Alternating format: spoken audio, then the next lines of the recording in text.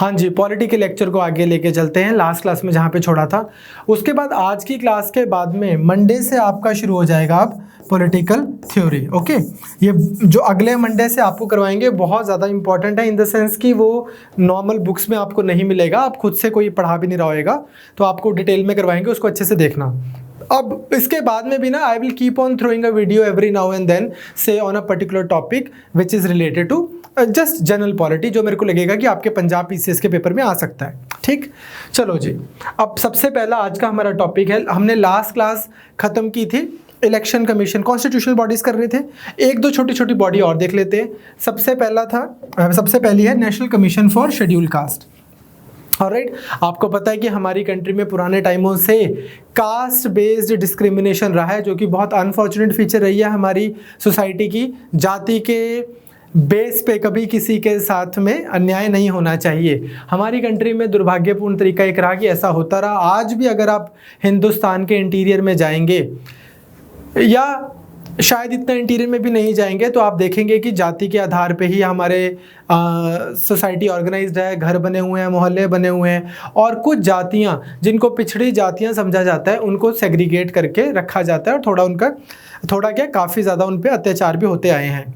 इस चीज़ को इस प्रॉब्लम को इरेडिकेट करने के लिए पिछले 70-80 साल में हमारी कंट्री ने बहुत सारे स्टेप्स उठाए हैं, reservation being one of them, and उसके बाद में एक दूसरा स्टेप जैसे national commission for scheduled caste बनाना, national commission for scheduled tribe बनाना। इसके अलावा भी बहुत कुछ करने की ज़रूरत है, ताकि हमारे जितने भी भाई बहन किसी भी कम्युनिटी के हों, वो सब डिग्निटी से, गरिमा के साथ, हक के साथ, अच्छाई के साथ, हैप्पीनेस के साथ सब लोग बराबर खुशी खुशी रह सकें, है ना। यही हमें अदरवाइज़ हमारे बेसिक फंडामेंटल्स भी यही बोलते हैं कि सब बराबर हैं, ठीक है। तो that is the whole idea. Okay, now National commission for SC, ये बॉडी जो है, हमारा जब कॉन्स्टिट्यूशन ही बना था तभी ऐसी कुछ बॉडी पार्लियामेंट बनाई, इस बात की बात रखी गई थी। तो है क्या, ये कॉन्स्टिट्यूशनल बॉडी है which was set up under Article 338 with a view to provide safeguard against exploitation of SC. Okay, तो इनकी शेड्यूल कास्ट की social, educational, economic and cultural interest को प्रोटेक्ट करने का सेफगार्ड प्रोवाइड करने के लिए आपको चाहिए नेशनल कमीशन फॉर एससी। आप ये सोचो कि जिस कंट्री में, जैसे मैं आपको एक एग्जांपल बताता हूँ, अभी रिसेंटली था कि एक लड़का था शेड्यूल कास्ट, और उसकी शादी, उसने कोई अच्छी मेहनत करके कहीं जॉब लग गया। अब जॉब लग गया तो उसको शादी करवानी है, तो वो भाई घोड़ी पे चढ़ना है यार, उसको घोड़ी पे जाना उसको शौक है भाई, ठीक है। अब जब उसने घोड़ी पे चढ़ के शादी करवाने जाना है, तो जहाँ पे उसने शादी करवानी है वो गांव है राजपूतों का। वो बोलते हैं भाई देखो सीधी सी बात है, लड़का आएगा, लड़का लड़की को लेके चला जाएगा, we don't care about that, पर हमारे एरिया में, हमारे गांव में इस पर्टिकुलर कास्ट का बंदा घोड़ी पे चढ़ के आ जाए तलवार पकड़ के, और यहाँ पे बारात नाचे, ये नहीं हम एक्सेप्ट करेंगे। स्ट्रॉन्ग है ना कास्टिज्म, अनफॉर्चुनेटली, जैसे मैंने बोला बहुत स्ट्रॉन्ग है। अच्छा, लड़का बोल रहा है कि यार मैंने पेपर ही इसलिए निकाला है यूपीएससी का कि यार मैं घोड़ी पे चढ़ सकूं, बाकी तो आईएएस और ये सब बनते रहते हैं, जो कि बिल्कुल सही बात है, अगले का राइट है यार, ठीक। अब जी उसके ऊपर इतना बवाल मचा, इवेंचुअली पुलिस प्रोटेक्शन में उसकी शादी की गई। यू अंडरस्टैंड कि कितना ज़्यादा हमारी कंट्री में कास्ट सिस्टम ने पूरी जड़ें खराब कर रखी हैं हमारे सिस्टम की, कि इस तरह से तो हमारी सोसाइटी काम कर रही है। ऐसा नहीं होना चाहिए। इस चीज़ को नीचे से भी आने की ज़रूरत है, मतलब नॉट ओनली मतलब पॉलिटिकल, इकोनॉमिक, ऊपर से कुछ रिजर्वेशन या पैकेजेस सफिशिएंट नहीं है, नीचे से we at large need to feel the inherent dignity which every individual carries. Alright, now history क्या है इस चीज़ की, कि in order to ensure that constitution ने ना इंसेप्शन के टाइम पे ये बोला था कि यार एक स्पेशल ऑफिसर अपॉइंट किया जाएगा to investigate all matters related to SC/STs। तो अब एक स्पेशल ऑफिसर लिखा हुआ था, तो उस प्रोविज़न को कंटिन्यू करते हुए हमारे पार्लियामेंट में एक स्पेशल ऑफिसर को अपॉइंट कर दिया, commissioner for scheduled cast and schedule tribe 1950 में। तो यार एक ऑफिसर लगाना, वो लगा दिया। उसके बाद में धीरे धीरे धीरे इस चीज़ को इनसफिशिएंट माना गया कि अरे ऑफिसर लगाना सफिशिएंट नहीं है, without getting into the details of all the developments that took place. ये जब आप मेरे पास अब मेंस के लिए पढ़ने आओगे ना, इनफैक्ट आप जो टॉपिक है ये मेरे को पढ़ाते हो तभी अजीब लग रहा है। अब आपको मैं जैसे नीति आयोग पढ़ाऊँ, अब आप प्रीलिम्स के लिए क्या नीति आयोग पढ़ाऊँ कि चेयरमैन कौन है, फुल टाइम मेंबर कौन है, पार्ट टाइम मेंबर कौन है। आप जो मेरे पास मेंस के लिए पढ़ने आओगे, सिमिलरली इंडियन सोसाइटी में role of caste in politics, जो वर्ड कास्ट ही है for example, it is come, फिर वही मेरे अंदर का मेंस वाले वो तत्व जाग जाते हैं। जो वर्ड कास्ट है ना, it is coming from a Portuguese word Costa, और इसका क्या रोल है हमारी पॉलिटिक्स में, क्या रहा है, इसमें मैं आपको बहुत अच्छे से करवाऊंगा। मेंस के लिए काफ़ी अच्छे balanced calculated well research answer लिख के आएंगे हम, ठीक है। बट इन एनी केस ये माना गया कि यार ये सफिशिएंट नहीं है। जब ये ऐसा माना गया तो फिर क्या हुआ, कॉन्सिक्वेंटली 89th कॉन्स्टिट्यूशनल अमेंडमेंट की गई 2003 में, और 2 कॉन्स्टिट्यूशनल बॉडीज बनाई गई सेपरेट। कहते एक सिंगल स्पेशल ऑफिसर नहीं, 2 सेपरेट बॉडीज, एक नेशनल कमीशन फॉर एससी और एक national commission for ST. Scheduled tribes के अपने बहुत सारे इश्यूज हैं और वो बहुत सीरियस इश्यूज हैं। जैसे हमारी कंट्री में माताएं बहनें, ठीक, वैसे ही वो स्ट्रक्चरली उनके लिए काफ़ी कम प्रोविजंस होते हैं उनको। अब कल देखना परस मंडे से पॉलिटिकल थ्योरी होगी तो आपको कराएंगे फेमिनिज्म। स्ट्रक्चरली क्या है बच्चे की, विमेन जो है वो उनके पास कम अपॉर्चुनिटीज़ रहती हैं, उसमें भी कम राइट्स हैं, कम अपॉर्चुनिटीज़ हैं। यहीं से पता लग जाएगा। देखो पूरी दुनिया में 50% मेन 50% वुमेन, लेकिन अगर मैं लैंड होल्डिंग्स देखूं कि कितने परसेंट प्रॉपर्टी दुनिया में पुरुषों के नाम पे, कितने परसेंट प्रॉपर्टी लेडीज़ के नाम पे, तो कितनी आएंगी लेडीज़ के नाम पे, 1%, 2% और कितनी आ जाएगी। बाकी तो सारी लैंड होल्डिंग प्रॉपर्टी सारी मेल्स के नाम पे है ना। जिसके पास प्रॉपर्टी है उसके पास इकोनॉमिक इंडिपेंडेंस है to some extent, to greatest extent in fact. तो वुमेन के पास प्रॉपर्टी है नहीं टू स्टार्ट विद नाउ, और ये तब है जब दुनिया भर के लेजिस्लेशंस आ गए हैं नाउ। वही मैं बोल रहा था कि एक तो इन जनरल ही, एसटी पे मैं आऊँगा, इन जनरल ही वुमेन काफ़ी डिप्राइव्ड है हमारी कंट्री में। उससे अगर वो एसटी वुमेन है तो उसके लोकल कस्टम्स, लोकल ट्रेडिशन अगर उसको कोई सेफ गार्ड दे दे, अदरवाइज सिस्टम में उसके साथ में काफ़ी अत्याचार होता है, दैट वी विल सी। तो हमने क्या कॉन्स्टिट्यूशन में किया, या सॉरी पार्लियामेंट ने क्या किया 2003 में, 89th कॉन्स्टिट्यूशनल अमेंडमेंट लाके 2 बॉडीज बनाई। एक बनाई national commission for SC and another national commission for ST. Exactly same है स्ट्रक्चर, मोटा मोटा आप पढ़ लेना। 338 और 338A 2 बॉडीज है। डिफरेंस क्या है कि सिर्फ पर्पस का डिफरेंस है। उनको थोड़े ट्राइबल एरियाज रिलेटेड भी कुछ रिस्पॉन्सिबिलिटी है, that we will see shortly. पहले देखते हैं नेशनल कमीशन फॉर एससी। ये कब आ गई, 2004 में। इसमें कौन कौन होता है, एक चेयरपर्सन होता है, एक वाइस चेयरपर्सन होता है और बाकी मेंबर्स होते हैं। यूजुअली 3 मेंबर्स होते हैं, बट बाकी मेंबर्स होते हैं chairperson, vice chairperson and 3 members. कौन अपॉइंट करते हैं, प्रेसिडेंट अपॉइंट करते हैं। ओके, इनकी कंडीशन ऑफ सर्विस, इनका टेन्योर, ये सब कौन डिटर्मिन करते हैं, प्रेसिडेंट। यूजुअली 3 इयर्स का होता है, ठीक। नाउ अब क्या हो रहा है इसके आगे, इनके काम क्या है। पहले तो SC STs की सिचुएशन क्या है हमारी कंट्री में, इस चीज़ को इन्वेस्टिगेट करना, कुछ अच्छे मेजर्स रेकमेंड करना। उसके बाद अगर कोई स्पेसिफिक कंप्लेंट आती है with respect to deprivation of rights and safeguards, उसको उन कंप्लेंट्स को एंटरटेन करना। इनके पास पावर्स भी हैं, ये विटनेस भी बुला सकते हैं, लोगों से उनके बयान भी ले सकते हैं, बहुत सारी पावर्स हैं। उसके बाद ओवरऑल जो शेड्यूल्ड कास्ट हैं उनकी डेवलपमेंट के लिए प्लानिंग प्रोसेस करना, इकोनॉमिक डेवलपमेंट हो उनकी, उनका यूनियन सरकार और स्टेट सरकार की पॉलिसी मेकिंग में उनका ध्यान रखा जाए। इस चीज़ का ध्यान रखने के लिए ये सारी जो फंक्शंस हैं, ओवरऑल कोई पर्टिकुलर केस है इस चीज़ के अगेंस्ट, वो भी स्पेसिफिक कहीं पे कोई इशू हुआ है, या फिर इन जनरल हमारी पॉलिसी मेकिंग में एससीज के लिए क्या अच्छा किया जा रहा है या करना चाहिए, वो सब आता है इसके फंक्शंस में। ये अपनी रिपोर्ट भी बना के देते हैं एक कंट्री में, इनका स्टेटस, और वो रिपोर्ट जाती है प्रेसिडेंट के पास और प्रेसिडेंट उस रिपोर्ट को रखते हैं पार्लियामेंट के पास। नाउ पार्लियामेंट के पास रखते हैं विद एक्सप्लेनेटरी मेमोरेंडम कि ये सिचुएशन है, ये स्टेप्स रेकमेंड किए गए हैं और इस तरह से हमें शेड्यूल कास्ट के लिए ये वाली पॉलिसी लेके आनी चाहिए। अब क्या होता है कि पार्लियामेंट यूजुअली उस मेमोरेंडम को, जो गाइडलाइंस होती हैं उसको मानता है, और अगर कोई नॉन एक्सेप्टेंस होती है किसी रिकमेंडेशन की तो उसकी एक्सप्लेनेशन भी देता है। ओके तो ब्रॉडर आपको आइडिया समझ आया कि यूनियन गवर्नमेंट को सजेशंस देना, स्टेट गवर्नमेंट को सजेशंस देना, ओवरऑल शेड्यूल्ड कास्ट की social, economic, educational, overall progress के लिए मेजर्स सजेस्ट करना, that is the primary idea. अब पावर्स क्या है इसके पास में, बॉडी के पास में, तो काफ़ी पावर्स हैं इसके पास। पहली क्या है, एक सिविल कोर्ट की तरह ये काम कर सकती है। इसका मतलब क्या है, ये समन कर सकती है, किसी भी पर्सन को इन्फोर्स कर सकती है कि आके आप अपनी अटेंडेंस लगाइए इधर। उसके बाद किसी को भी अंडर ओथ एग्जामिन कर सकती है या उसके डॉक्यूमेंट्स उससे कोई मंगवा सकती है, प्रूफ मंगवा सकती है। ठीक, अपना प्रोसीजर खुद मैनेज करती है, ये तो सिविल कोर्ट वाली पावर्स हैं। देन उसके बाद एफिडेविट्स पे साइन करवा के लोगों से उनके बयान ले सकती है।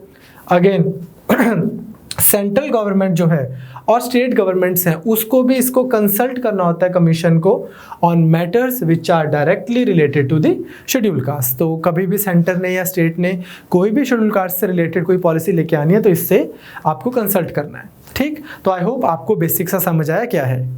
इसके बाद हमारे पास एक बॉडी होती है national commission for scheduled tribe 338A। बच्चे ये बॉडी और उस बॉडी में कुछ खास फर्क नहीं है। द ओनली डिफरेंस इज कि ये शेड्यूल्ड ट्राइब्स के भी इश्यूज, ट्राइब्स के इश्यूज को हैंडल करती है। फॉर एग्जाम्पल आपको भरत सर ने करवाया होगा शिफ्टिंग कल्टीवेशन।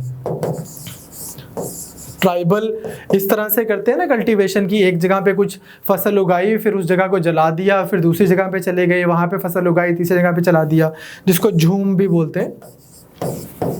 ये वाले जो इशू, इस तरह के इश्यूज, लोकल ट्राइबल से related issues, panchayat extension to scheduled area का जो है, ट्राइबल एरिया में, शेड्यूल्ड एरिया में जो एक्सटेंशन होती है उससे रिलेटेड इश्यूज, वो सारे इश्यूज में नेशनल कमीशन फॉर एसटी काम करती है। सेम बॉडी, बिल्कुल कोई खास फर्क नहीं है। तो अगेन नोट्स में आपको मिलेगा, आप उतना पढ़ लेना। ये सुन लो, ये थोड़ा सा डिफरेंट है। अब एक और कॉन्स्टिट्यूशनल बॉडी जो हमारे पार्ट ऑफ हमारा कॉन्स्टिट्यूशन है वो है ट्रिब्यूनल्स। ये 42nd अमेंडमेंट 1976 में डाले गए थे हमारे कॉन्स्टिट्यूशन में ट्रिब्यूनल्स के नाम से। और दो टाइप के ट्रिब्यूनल्स हैं। ट्रिब्यूनल है क्या, कोर्ट होती है, जैसे कोर्ट्स ही हैं ये। आइडिया तो ये था कि इससे कोई स्पेसिफिक टाइप ऑफ मैटर्स होंगे। मान लो मैं कोई IAS ऑफिसर हूँ, मेरी जी ट्रांसफ़र कर दी उड़ीसा, और मेरे हिसाब से मेरी ट्रांसफ़र बनती ही नहीं उड़ीसा होने की, तो अब मेरे को केस करना है, तो एक स्पेशल कोर्ट बना दी जाए। ठीक बात, क्या मैं पहले वो नॉर्मल कोर्ट में जाऊंगा, फिर हाई कोर्ट में, सुप्रीम कोर्ट में, उस मैटर के बजाय एक स्पेशल कोर्ट बना दी जाए, ट्रिब्यूनल। ठीक, उसके बाद में हमारी कंट्री में बड़ा इंपोर्ट एक्सपोर्ट होता है जी। अब इंपोर्ट एक्सपोर्ट हो रहा है, ये वाले इश्यूज के लिए एक स्पेशल कोर्ट बना देते हैं जो सिर्फ इंपोर्ट एक्सपोर्ट के ही केसेस देखेगी। फॉरेन करेंसी रिलेटेड मैटर्स के लिए कोई एक कोर्ट बना देते हैं जो यही देखेगी। तो आइडिया तो ये था कि डेडिकेटेड ट्रिब्यूनल्स बन जाएंगे, कॉन्स्टिट्यूशनल स्टेटस है इनके पास में, ये मैटर्स डिस्पोज ऑफ कर देंगे, और then that way you won't have to follow the usual judiciary. लेकिन होता क्या हमारी कंट्री में, unfortunately people go to tribunal, वहाँ से जब वर्डिक्ट आती है तो उसको हाई कोर्ट में चैलेंज करते हैं, वो ले लेते हैं उनको। अगर ट्रिब्यूनल ने अच्छी वर्डिक्ट दी है तो उसको नहीं लेना चाहिए कि यार ये बस फाइनल है जो इसने बोला है। उसके बाद वो सुप्रीम कोर्ट में भी चली जाती है तो वो भी ले लेते हैं। इन एनी केस हमारी कंट्री में आर्टिकल 323A और 323B इनमें दिए हुए हैं ट्रिब्यूनल्स। 323A में दिए हुए हैं एडमिनिस्ट्रेटिव ट्रिब्यूनल्स और 323B में दिए हुए हैं tribunals for other matters. Now what are administrative tribunals? ये वो ट्रिब्यूनल्स हैं जो पार्लियामेंट ने सेटअप किए हैं for the purpose of settling disputes and complaints involving civil services. जैसे मैंने अभी आपको एग्जांपल दिया कि भाई मेरा नहीं बनता यार, मेरे को जैसे हो जाता है कई बारी, कोई बंदे का चंडीगढ़ में दिल लगा होता है, उसको भेज देते हैं मणिपुर या अरुणाचल प्रदेश, अब नहीं जाना यार मैंने, तो फिर मैं केस करूँगा, मेरा जाना बनता ही नहीं, तो मैं कहाँ केस करूँगा? इधर इस कोर्ट में। उसके बाद पार्लियामेंट में ये भी अथॉरिटी मिली हुई थी कि आप यूनियन के लिए अलग एडमिनिस्ट्रेटिव ट्रिब्यूनल बना सकते हो और स्टेट्स के लिए अलग एडमिनिस्ट्रेटिव ट्रिब्यूनल बना सकते हो। तो ऐसा करते हुए पार्लियामेंट ने एडमिनिस्ट्रेटिव ट्रिब्यूनल्स एक्ट पास किया 1985 में और उन्होंने 2 ट्रिब्यूनल बना लिए। सेंटर के लिए होते हैं हमारे पास सेंट्रल एडमिनिस्ट्रेटिव ट्रिब्यूनल, जो ऑल इंडिया सर्विसेज के लिए होते हैं, सेंट्रल सर्विसेज के लिए। मान लो मेरे को लगता है मेरा तो हरियाणा काडर बनता था, मेरे को इन्होंने कोई और ही काडर दे दिया, यूपी काडर दे दिया। देख लो, एक सीट निकाली थी हरियाणा ने और मैं ही अकेला हूँ, लेकिन मेरे को पता नहीं कि यूपी काडर दे दिया। अब मैंने केस करना है, कर दिया, यहाँ पे मिल गया काडर। ठीक। दूसरा, स्टेट एडमिनिस्ट्रेटिव ट्रिब्यूनल, अगर आपको स्टेट लेवल पे काम करना है। ठीक बात, clear for the states. Supreme court और हाई कोर्ट जो है, like I said, ideally they shouldn't but they have the power, legit power. तो वो क्या करते हैं, रिट ऑफ सर्चुररी पास कर देते हैं अगर ट्रिब्यूनल जो है उसका कोई भी डिसीजन किसी का फंडामेंटल राइट इन्फ्रिंज करे। और ट्रिब्यूनल की को हाई कोर्ट या सुप्रीम कोर्ट चेक भी कर सकते हैं अगर ये अपनी जुरिस्डिक्शन से परे जाए। अब ट्रिब्यूनल अगर बेसिक स्ट्रक्चर के ऊपर वर्डिक्ट देने लग जाए तो उसको बोलेंगे कि ना बेटा ना, ये हम करेंगे। ठीक है। तो सुप्रीम कोर्ट तो फिर सुप्रीम ही है, like you said, like you know. तो any decision made by the tribunal, उस पे supreme court special grant to leave जो हमने किया था एक बार, उसके अंडर वो केस उससे ले सकती है। ऑलराइट, सिंपल है। नाउ ट्रिब्यूनल में बैठता कौन है? Chairman and other members of both central and state administrative tribunal are appointed by Chief Justice of India की कंसल्टेशन से प्रेसिडेंट अपॉइंट करते हैं। कंसल्टेशन का मतलब आपको हमेशा पता ही है क्या होता है, कंकरेंस। तो चीफ जस्टिस ऑफ इंडिया की कंसल्टेशन से प्रेसिडेंट अपॉइंट करते हैं। ओके। जो चेयरमैन है या वाइस चेयरमैन है, इनका स्टेटस क्या रहता है? सीएटी में same status which is equivalent to a high court जज। एक जज हाई कोर्ट की जो स्टेटस है, इनका भी वही स्टेटस है। इनकी रिटायरमेंट एज लेकिन है 65 ईयर्स। ऑलराइट। अगर हम बात करें बाकी मेंबर्स की, चेयरमैन और वाइस चेयरमैन का, तो ठीक है कि इनका हाई कोर्ट का स्टेटस है जज का और 65 ईयर्स एज इनकी रिटायरमेंट है। लेकिन जो बाकी मेंबर्स हैं ट्रिब्यूनल के, उनकी रिटायरमेंट एज है 62, 65, 62। ये आपको प्रीलिम्स के लिए याद होनी चाहिए। ओके। और ये कहाँ से आते हैं? जो अदर मेंबर्स हैं, they are drawn from the administration and judicial departments in India. तो आप एडमिनिस्ट्रेशन से भी रख सकते हैं बंदों को और इनको जुडिशरी से भी रखा जाता है। द चेयरमैन मस्ट बी, सिर्फ याद रखना कि the chairman must be a serving और अ रिटायर्ड हाई कोर्ट जज। चेयरमैन साहब असेंशियली जज होंगे, बाकी मेंबर्स वो एडमिनिस्ट्रेशन से भी आ सकते हैं और जुडिशरी से भी आ सकते हैं। नाउ ये तो थे हमारे ट्रिब्यूनल फॉर सीएटी, एसएटी, जो एडमिनिस्ट्रेटिव ट्रिब्यूनल है, जो सिविल सर्विसेज के केसेस को सुनेंगे। What about other matters? बाकी मैटर्स के लिए भी ट्रिब्यूनल बनते हैं, वो बनते हैं 323B में। यहाँ पे क्या है कि कोई भी लेजिस्लेचर, स्टेट लेजिस्लेचर या आइडली पार्लियामेंट ओनली, ठीक है, वो बना सकती है tribunals for any disputes, complaints and offences with respect to any matter. For example, मान लो इंडस्ट्रियल एंड लेबर डिस्प्यूट्स के लिए आपने कोई ट्रिब्यूनल बना दिया, import and exports, custom duties के लिए कोई ट्रिब्यूनल बना दिया, लैंड रिफॉर्म्स से रिलेटेड इश्यूज के लिए कोई ट्रिब्यूनल बना दिया, अर्बन प्रॉपर्टी की सीलिंग से रिलेटेड बना दिया, इलेक्शन से रिलेटेड बना दिया, production, procurement, supply and distribution of food stuff के लिए बना दिया, एंड देन सो ऑन। अभी क्या है, जो न्यू अदरवाइज जो फूड फार्म बिल है, उसमें अगर किसी फार्मर को प्रॉब्लम है तो कहाँ पे जा सकता है? एसडीएम के पास, है ना, जिसका बहुत क्रिटिसिज्म हो रहा है कि ये क्या बात बनी, पर अभी ऑलरेडी भी तो वो डीसी के पास ही जा रहा था, तो उससे तो एसडीएम ही ज़्यादा एक्सेसिबल है। एनीवेज, तो कोई भी मैटर के लिए आप ट्रिब्यूनल इस तरह से बना सकते हैं। सो इतनी कॉन्स्टिट्यूशनल बॉडीज, अब हमने फाइनेंस कमीशन कर लिया था, हमने ये कर लिया, इलेक्शन कमीशन कर लिया, यूपीएससी कर लिया, सीएजी कर लिया, अटॉर्नी जनरल कर लिया, एडवोकेट जनरल कर लिया, ट्रिब्यूनल्स कर लिए हैं, नेशनल कमीशन फॉर SC/ST, मेरे को लगता है हमने तकरीबन सारी कॉन्स्टिट्यूशनल बॉडी कर ली है। अगर कोई रह गई तो मैं एक वीडियो बना के ड्रॉप कर दूंगा, ठीक। अब आती हैं आपकी एक्स्ट्रा कॉन्स्टिट्यूशनल बॉडीज़। जो आपकी एक्स्ट्रा कॉन्स्टिट्यूशनल बॉडीज़ हैं वो भी मैं आपको MCQs के थ्रू करवाऊंगा। एक बॉडी में आपसे लेकिन डिस्कस करना चाहता हूँ 10 मिनट के लिए, that is national institute for transforming India, NITI Aayog. अब जब हमारी कंट्री बनी, नेहरू जी प्रधानमंत्री बने, तो नेहरू जी ने जो उनको बहुत स्मार्ट लोग कुछ लगे, उनकी एक बॉडी बना दी जिसको हम बोलते हैं प्लानिंग कमीशन। एक बॉडी बना दी परमानेंट कि एक प्लानिंग कमीशन है, जिसको लोग सुपर कैबिनेट के नाम से भी जानते थे एक टाइम पे। ये क्या है कि एक सेंट्रलाइज्ड बॉडी है जिसके चेयरपर्सन है प्राइम मिनिस्टर हिमसेल्फ, ओके। और ये बॉडी आपको देती थी पंचवर्षीय योजना, इसके थ्रू आती थी 5 ईयर प्लान। नाउ अगले 5 साल हमारी कंट्री ने एग्रीकल्चर पे फोकस करना है, इंडस्ट्री पे करना है, किस सेक्टर में क्या खर्चा करना है, जिसको हम प्लान्ड एक्सपेंडिचर बोलते थे, वो सारा का सारा प्लानिंग कमीशन देती थी। बहुत ही सेंट्रलाइज्ड पूरी कंट्रोल था इस बॉडी के थ्रू। इसके पास बहुत सारी पावर्स थी, इंक्लूडिंग पैसा एलोकेट करने की, कि किस चीज़ को, किस स्टेट को कितने पैसे देने हैं, किस सेक्टर को कितने पैसे देने हैं। ये बॉडी से हमेशा फाइनेंस कमीशन और स्टेट्स को प्रॉब्लम्स रही थी। ऐसा माना जाता था कि ये डिस्प्रपोर्शनेटली डिस्क्रिशन देती है सेंट्रल गवर्नमेंट को कि किस चीज़ में पैसे लगाए जाएं, कितने पैसे लगाए जाएं, और स्टेट्स अपने हिसाब से डेवलपमेंट नहीं कर पाती। अब मोदी जी जो हैं वो खुद CM रहे थे, ऑलमोस्ट वो CM रहे 10-12 साल उस समय जिस समय सेंटर में थी कांग्रेस की सरकार। तो जैसे ही वो प्रधानमंत्री बने, उन्होंने सबसे पहले प्लानिंग कमीशन को किया डिसमेंटल, कि यार हमारी कंट्री में क्या होगा, थोड़ा सा फ्री इकोनॉमी रहेगी, सेंटर नहीं सबको बताएगा, सब स्टेट्स को, कि आपने कैसे डेवलपमेंट करनी है।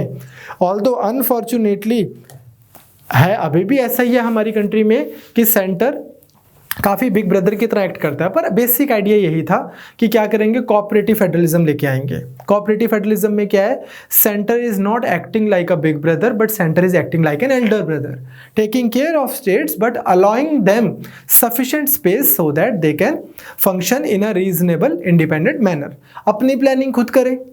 अब इसमें क्या हो जाता था प्लानिंग कमीशन में, कि दिल्ली के आइवरी टावर में बैठा बंदा डिसाइड कर रहा है कि अमरावती से लेकर कन्याकुमारी तक और कच्छ से लेकर कोहिमा तक एंड कश्मीर तक क्या अगले 5 साल क्या कंजम्पशन होएगी, किस चीज़ की प्रोडक्शन होगी, एग्रीकल्चर में क्या प्रोड्यूस किया जाएगा। बहुत ज़्यादा ओवर सेंट्रलाइजेशन हो जाती है। इस चीज़ के अगेंस्ट एक बेसिक सा आइडिया आया, national institution for transforming India. ये इंस्टीट्यूशन है, ओके। इंस्टीट्यूशन, हमारे एक जान पहचान के सर थे, उनका UPSC का इंटरव्यू, हुई इज इन IRS नाउ, जान पहचान के सर थे, और उनका ना IRS का इंटरव्यू था। उनसे पूछा कि what is the full form of national institution for transforming, what is the full form of NITI आयोग। उन्होंने बोला कि sir national institution for transforming India. वो कहते आर यू श्योर, ठीक, इज इट नॉट, और कुछ और बोलने लग गए उसकी जगह पे, ठीक है, is it not national, like institution की जगह कुछ और बोल दिया, ट्रांसफॉर्मिंग की जगह कुछ और बोल दिया। तो वो बोलते नहीं सर इसका यही है, दिस में I am convinced, okay. So usually ऐसा पूछा नहीं जाना चाहिए, इंस्टीट्यूट बोल दिया, इंस्टीट्यूशन बोल दिया, पर इंस्टीट्यूशन है ये, ओके। आई स्टैंड, इसको आप यहाँ पे ठीक से देखिए। नाउ है क्या ये, कहते कि अब प्लानिंग कमीशन नहीं है, ये नहीं सबको बताएगी क्या होना चाहिए। बॉटम अप अप्रोच है, थिंक टैंक है नीति आयोग सिर्फ, it is nothing but a think tank. इसके पास किस स्टेट को कितने पैसे देने, ये वाली पावर एलोकेशन नहीं है, इसके पास एलोकेशन की पावर नहीं है, बट ओवरऑल ये प्लान्स बनाया करेगी कि हमारा 2 साल का क्या प्लान है, 3 साल का क्या प्लान है, 6 महीने का क्या प्लान है। स्टेट्स को भी आइडियाज दिया करेगी कि यार इस तरह से काम किया करो, ओके। पॉलिसी मेकिंग के लिए एक इंस्टीट्यूशन बना दिया गया, ओके, स्टेट्स को इन्वॉल्व करके। हुआ क्या है, काफ़ी ज़्यादा मतलब डिसअपॉइंटिंग ही रिव्यूज़ आते हैं इसके अनफॉर्चुनेटली, पर UPSC के लिए बड़ी काम की चीज़ है। इसकी रिपोर्ट्स, इसके रिव्यूज़, सब कुछ जो है वो बहुत अच्छे आंसर्स बनते हैं। रियल लाइफ में newspapers have been little too critical about the performance of NITI Aayog. Anyways, करेगा क्या ये? स्ट्रेटेजिक और टेक्निकल एडवाइस देंगे to central and state governments. Okay, now India के फाइनेंस मिनिस्टर अरुण जेटली जी की एक स्टेटमेंट है, उन्होंने भी ये बोला था, कहते हैं कि अब प्लानिंग कमीशन की कोई ज़रूरत नहीं है क्योंकि अब हमारी कमांड इकोनॉमिक स्ट्रक्चर नहीं है, सेंटर से आपको कोई नहीं बता रहा आपने क्या करना है, फ्री मार्केट की तरफ जा रहे हैं हम, और फ्री मार्केट में there is no place for such centralise body for which is planning for the entire economy. Composition क्या है इसकी प्लान नीति आयोग की? प्राइम मिनिस्टर ऑफ इंडिया जो है वो इसके चेयरपर्सन है, तो जो भी प्रधानमंत्री बनेगा वो चेयरपर्सन बन जाएगा। इसमें दो बॉडीज और होती हैं, एक होती है गवर्निंग काउंसिल। गवर्निंग काउंसिल में कौन होता है? सारे चीफ मिनिस्टर, सभी स्टेट्स के, यूटीज के, सभी लेजिस्लेचर्स के, सब स्टेट्स के चीफ मिनिस्टर, और LG of all the other UTs, administrators या एलजी सारे स्टेट्स के और यूटीज के। इसमें एक रीजनल काउंसिल्स भी होती हैं। रीजनल काउंसिल्स ये किस लिए बनाई जाती हैं? अगर कोई ऐसा मुद्दा है जो किसी रीजन स्पेसिफिक को के लिए इम्पॉर्टेंट है, तो उस स्पेसिफिक इशू को और कंटिजेंसीज को एड्रेस करने के लिए जो एक रीजन को अफेक्ट कर रहा है, मान लो साउथ रीजन को, नॉर्थ रीजन को, कहीं को भी, उसके लिए आपके पास रीजनल काउंसिल्स होती हैं। ओके, बट प्राइमरीली आपके पास ये बॉडी है which chairperson, prime minister being the chairperson. जैसे प्लानिंग कमीशन में prime minister was the chairperson, ठीक है, वैसे यहाँ पे है। लेकिन इसमें और क्या है, एक तो आपको ये ध्यान रखना है कि इसमें फुल टाइम मेंबर्स होते हैं, कुछ फुल टाइम मेंबर्स होते हैं, उनका नाम आप एग्जाम से पहले भी आप एक बार साइट पे देख लेना, मैं तो करवाऊंगा ही आपको। आप में से बहुत बच्चे पूछ रहे थे आज current affairs for Punjab PCS में कुछ फैक्ट्स। अब यार पंसप का चेयरमैन कौन है, पुड्डा का कौन क्या है, ये जो सारे फैक्ट हैं पेपर से पहले करेंगे ना, मैं आऊँगा लाइव, आपको डेली कराया करेंगे हम, डोंट वरी। तो फुल टाइम ऑर्गेनाइजेशन फ्रेमवर्क में क्या है, इसके वाइस चेयरपर्सन है राजीव कुमार जी, और फुल टाइम मेंबर है रमेश चंद जी, डॉक्टर विनोद पॉल और वीके सारस्वत जो काफ़ी टाइम से हैं। इस बॉडी में सीईओ भी होते हैं नीति आयोग में, और अभी कौन है वो? अमिताभ कांत जी। ओके, बाकी एक्सपर्ट्स, स्पेशलिस्ट, स्पेशल नॉमिनीज, वो सारे तो होते ही हैं जो सारे पार्ट टाइम काम करते हैं। कुछ एक्स ऑफिशियो मेंबर भी होते हैं, वो कौन है? आपका डिफेंस मिनिस्टर, आपके होम मिनिस्टर, आपके फाइनेंस मिनिस्टर, आपके एग्रीकल्चर मिनिस्टर। तो आज की डेट में एक्स ऑफिशियो मेंबर कौन कौन है? राजनाथ सिंह जी, निर्मला सीतारमन, अमित जी, निर्मला सीतारमन, अमित शाह जी, नरेंद्र तोमर, ये है इसके एक्स ऑफिशियो मेंबर्स। तो आई होप आपको नीति आयोग का एक बेसिक सा स्ट्रक्चर समझ आ गया। ऊपर बैठे हैं प्राइम मिनिस्टर, उसके नीचे आ गए फिर आपके राजीव कुमार जी, ठीक, उसके बाद में ये सारे मेंबर्स। गवर्निंग बॉडी में सारे सीएम्स आ जाते हैं और यूटीज के एलजीज आ जाते हैं या एडमिनिस्ट्रेटर आ जाते हैं, and you have all the entire body. अब इससे कर क्या रहे हैं, आइडिया इसके सारे सीएम्स बुला लो, सारे सेंटर के मेन मिनिस्टर बुला लो और एक्सपर्ट्स बुला लो, और पॉलिसीज पे डिस्कशन करके बॉटम अप अप्रोच के थ्रू पॉलिसीज बनाएंगे। ऑलराइट, तो विद दिस आपका खत्म होता है नीति आयोग। अब मैं आपको मिलूंगा मंडे को। मंडे से होंगे आपके थोड़े लंबे लेक्चर्स प्रॉपर, जहां पे मैं आपको कराऊंगा political theory, armed struggle to the state of India and IR. Polity के आपके इक्का दुक्का यहाँ वहाँ कुछ मिसलेनियस चलता रहता है, उसकी हम चैनल पे वीडियो ड्रॉप कर दिया करेंगे, आप उसको देख लिया करना। और अभी भी अगर किसी को ये इशू हो रहा है कि यार मेरे को प्लेलिस्ट नहीं मिल रही चैनल पे, ये यूट्यूब पे, ये वो, तो मैंने आज दिन में भी अनाउंसमेंट की थी, आप हमारी ऐप डाउनलोड करो, वहाँ पे आपको सब कुछ बहुत सिस्टमेटिक मिलेगा। You have to go to our app. उस ऐप में जाकर, मैं एक बार दोबारा रिपीट कर देता हूँ, you will have to go to our app. जब आप हमारी ऐप खोलेंगे, एक second, this is not liking my touch. जब आप हमारी ऐप खोलेंगे, so something like this will come up.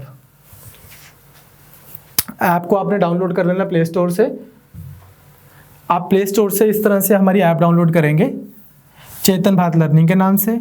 यहाँ से आप जब आप ऐप डाउनलोड करेंगे तो आप इस तरह से आपके पास स्क्रीन आएगी। यहाँ से आप पीसीएस पे क्लिक करना। जब आप पीसीएस पे क्लिक करोगे आपका यूजर नेम पासवर्ड बनेगा। फिर जब बन जाएगा तो आपको इस तरह से हमारी ऐप का स्क्रीनशॉट है, लेक्चर्स इस तरह से मिलेंगे। ये सारे मॉडर्न हिस्ट्री के टाइटल के मॉडर्न हिस्ट्री के अंदर, वर्ल्ड हिस्ट्री के, वर्ल्ड के अंदर एंशिएंट मिडिवल के यहाँ, similarly polity, similarly all the subjects. जब आप किसी वीडियो पे क्लिक करोगे उसी के साइड पे आपको डाउनलोड के अंडर नोट्स भी मिल जाएंगे, और अगर किसी वीडियो के अंदर नोट्स नहीं है दैट मीन्स कि वो हमने अपलोड करने हम 1 हफ्ते के अंदर कर देंगे, ठीक है। So that was pretty much the basic polity. अब हमारी वैसे अदरवाइज चलते रहेंगे, मैं आपको MCQs करवाऊंगा बहुत सारे, but I will see you on Monday with political theory. That is going to be the most interesting part of your entire syllabus. Till then, you take care.